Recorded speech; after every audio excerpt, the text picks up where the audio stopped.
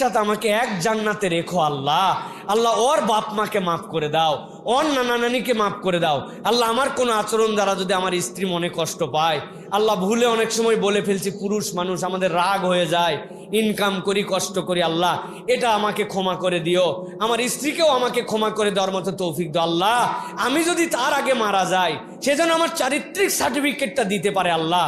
আমার অনেক রোগ ছিল, অনেক খারাপ দিক ছিল, কিন্তু আমি দুশ্চরিত্র ছিলাম না, সে ছাড়া অন্য কোনো মহিলার সাথে কোনোদিন মিলিত হই নাই আল্লাহ। সে যেন আমাকে এই সাক্ষ্যটা দেয়, তুমি তাকেই বুঝ দিও আল্লাহ, আমাকেও আল্লাহ ভালো স্বামী হওয়ার তৌফিক দিও। এই দোয়া করছেন। উনি যাই করে তাই পছন্দ হয় না, ঠিক কিনা?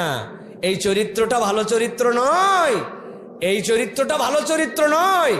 এই মহিলাকে আপনি নিয়ে আসছেন, মনে করছেন ওটাই আমার বাবুর্চি, ওটাই আমার ধোপা, ওটাই আমার বাড়ি সারানোর লোক, মানে একসাথে ওটাই আমার গোয়াল তোলার লোক, একটাই মানুষ আনা গেছে, আমি মোটামুটি নিয়ে আসছি না। এই চরিত্রটা ভালো নয়। মাল্লাম ইয়াশকুরিন নাস লাম ইয়াশকুরিল্লাহ। আপনি যদি বান্দার কৃতজ্ঞ না হন, আপনি আল্লাহর কৃতজ্ঞতা আদায়ের যোগ্যতায় অর্জন করতে পারেন না। যে আপনার একটু উপকার করে তাকে ধন্যবাদ দিতে শিখেন, থ্যাঙ্কস বলতে শিখেন।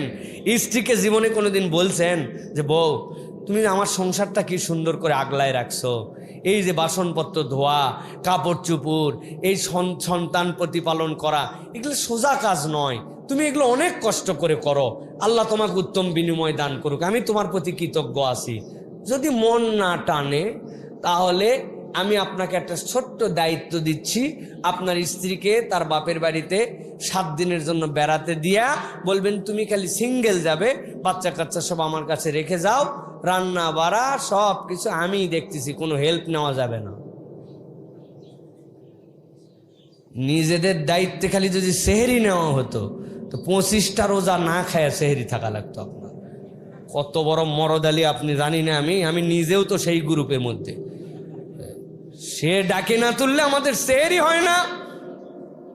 আপনি একবার হুঁশ করলেন না, সবার শেষে ঘুমাতে গেল, সবার আগে উঠলো, আপনি আমি সকালে ঘুমালাম, সে বাসনপত্র ধোয়া, ছোট ছোট যেগুলা বাচ্চা রোজা থাকেনি তাদেরকে খাওয়ালো, আবার আমাদের ঘর গোয়াল রান্না বাড়া সব করলো, আর আমি এক সকাল থেকে কিছু কাজ করে আসে বাপরে তৃষ্ণায় বুক ফাটে যাচ্ছে, শীত হয়ে মোবাইল খালি ঠেলে